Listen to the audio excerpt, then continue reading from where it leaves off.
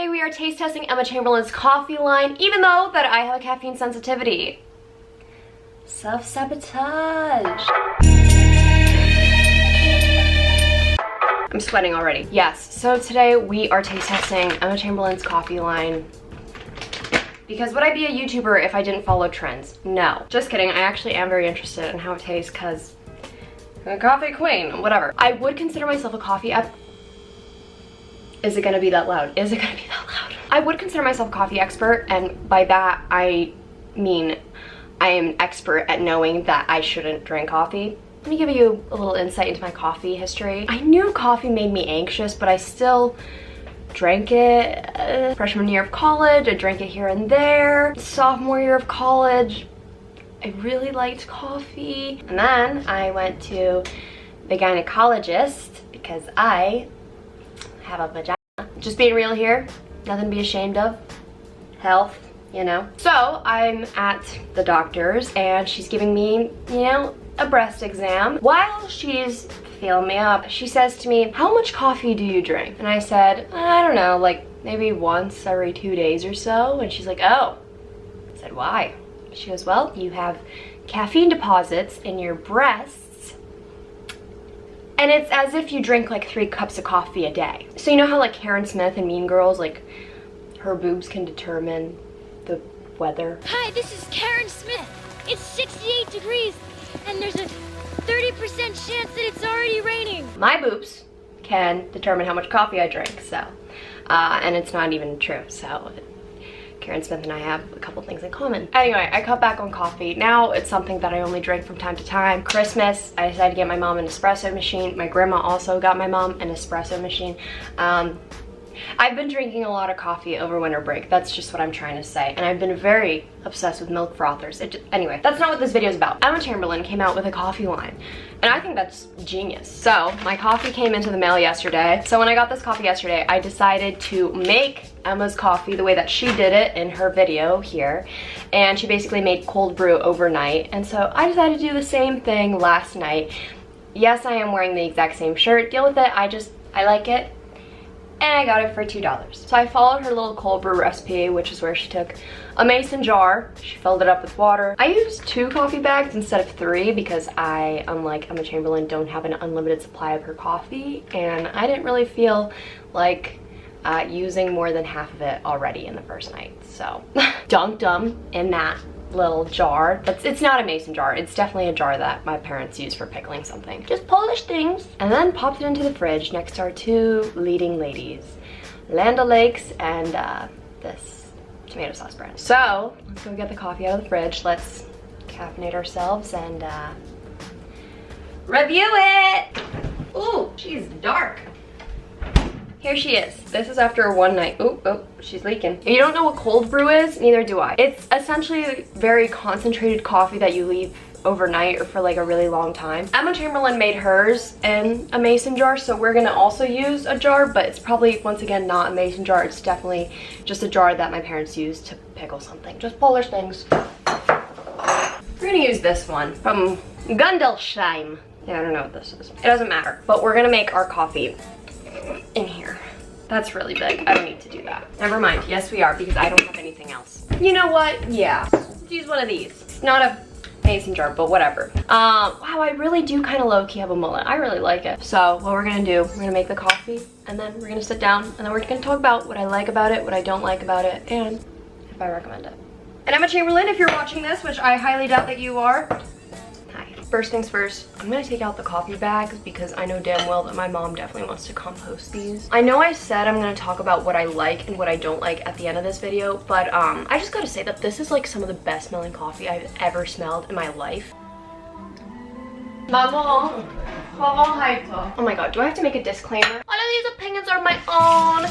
Emma Chamberlain did not sway or pay me to say any of these things. No, these are just my honest opinions. This is honestly like some of the best coffee that I have ever smelled. And I don't know coffee like that, but I know what a good cup of coffee smells like, especially since I've been using this fancy ass espresso machine. What Emma did was she poured a bit of the cold brew into her cup and then filled the rest up with milk, which I have no problem with because I like milky coffee. And I don't think that she added any sugar, which I will probably do because I like sugar in my coffee. Wait, she added ice first. Oh my god. Okay, this is why I don't make tutorials on my channel. Oh my god, I'm doing this all backwards. This is why I don't have my own coffee line. I don't know if this will even... Oh my god, now I can't do it because there's ice in here. Oh my god, I really messed up. Would this be a Nicole Rafiee video if something didn't up? And I know it's granulated sugar, so it's not gonna... You know what, that's as good as it's gonna get. I kind of want to try it just on its own. That's good. I'm pretty sure that Emma used almond milk in her video, but I ran out of almond milk, so we're using protein nut milk with almond and cashew, which this is very, very good, and it's 10 grams of protein, but in the milk frother, she does not froth, and everyone knows how much I love my milk frother, so I'm happy she's getting put to good use for something. And I'm pretty sure that Emma used her little nut pods, but we don't have that. And by we, I mean I don't have that. We might have that in stores, but I don't have that. So we're just gonna use this. And, oh, she's beautiful. Oh wait, I think I did too much milk. Yeah, I did. That's good. I forgot to pour the milk in and say, this is the finishing touch of the smoothie. Very good. I feel them. They know they're getting caffeine. Okay, so while we're drinking this, let's go sit down and do what this video is all about. Review. Is that transition cool? Okay, we're back in the headquarters, aka my childhood bedroom. Okay, let's talk about the positives first of all, because it's 2020, no bad juju this year. Let's just start off with the good. So, first of all, this coffee tastes very, very good. Very good. I've had a lot of good coffee ever since Christmas because literally I've been making coffee from 2 espresso machines that my mom decided to keep for God knows what reason. Not to mention my friend Jake is literally a barista. He baristes. So like, I know what good coffee tastes like, and that's coming from a coffee expert. I'm gonna be real here. I'm not gonna talk technical coffee terms because I don't know what I'm talking about, but I will say it's very rich. It doesn't taste like something that would give me heartburn. I will say it's very smooth. It's not like a very bitter or like pungent kind of coffee. Something else that I really liked about this is that how strong it smells. Like, it smells amazing. I'm not gonna lie, the first thing that I kind of smelled when I opened up the coffee was some sort of Asian sauce, but my mom told me that I'm crazy, so I don't think it actually does. You know when I said the coffee's really rich and smooth, on it says rich and smooth. I didn't do that on purpose. Maybe it's just because I don't know any other words to describe coffee. Very good. The other thing that I really, really like about this coffee is that everything is compostable in this, which is really cool. Fun fact, not everything that goes into recycling is actually recycled. Another fun fact, if you're not sure whether to throw something away in the trash or recycle it, it's better to actually throw it into the trash, because when you throw it into the recycling, it can contaminate everything else if it's not recyclable, and then that entire batch has to be thrown away. Who would have thought I learned something at school? Personally, at my house, we have 2 huge compost bins in our backyard because my parents are gardeners. I also like how easy this would be in case you're like traveling or something, especially because you can put this in hot water or cold water if you want coffee and you don't want to like stop by and buy it somewhere like Starbucks or like Dunkin', and you don't want to waste plastic and, you know, give in to major corporations that are just feeding off of your money. This is a very good option. And I mean, she's a small business, so it is supporting small, not very local, but small businesses. Me, like personally, before I watched Emma's video, I didn't even know how to make cold brew. Like, I know it's not that difficult, but I had no idea on how to make it. So it's pretty cool that they come in bags and it's that simple that I could put it into a jar overnight and then make coffee for the morning. So I would say on a scale of like 1 to 10, this is like a 10 on how easy it is to make. And it also gets bonus points for being very, very sustainable. Like, I'm not sure if this is fair trade coffee, and so it might not be the most ethical type, but it could be for all I know. And now let's talk about what I don't really like about the coffee. It's not a shock what I'm gonna say because literally everyone has had this opinion on it, but it is pricey. So for me, I got a pack of 5 coffee bags and it was $10. And then shipping was $5. I know she's having a sale right now where like shipping is free or whatever, but $10, it's $2 per coffee bag, and I just spent essentially $4 making that entire jar of cold brew. A lot of people's argument is that coffee, if you go to like Starbucks or elsewhere, a cup of coffee is like $5, $6, and that for this you're only paying $2 for 1 cup. But I guess the difference with that is that you're paying $5 or $6. A lot of it is for the service that someone else is making the coffee for you, whereas this you're paying $2 just for the coffee itself. However, I do completely understand that she probably has no control over the price of it. For anyone who hasn't made a product before, I haven't made a product before, but from my understanding is that you don't really get to put a price on things. That's not your job. It's not just Emma behind Chamberlain Coffee. I think that's why they give you the option of only buying 5 bags.